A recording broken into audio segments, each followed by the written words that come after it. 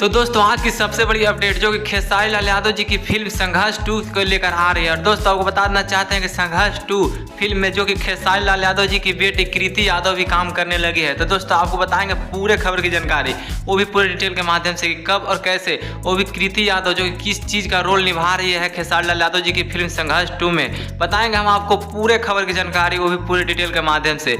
लेकिन उससे पहले अगर आप हमारे चैनल पर नए हैं तो वीडियो को लाइक कर चैनल को सब्सक्राइब जरूर करें और बिना समय लेते हुए वीडियो को शुरू कर देते हैं। तो दोस्तों आपको बताना चाहते हैं कि खेसारी लाल यादव जी का फिल्म संघर्ष 2 का शूटिंग अभी चल रहा है, जो कि अपने देश को छोड़कर बल्कि विदेशों में भी इस फिल्म की शूटिंग हुई है। और दोस्तों यह फिल्म जो काफ़ी ज़्यादा शानदार होगा।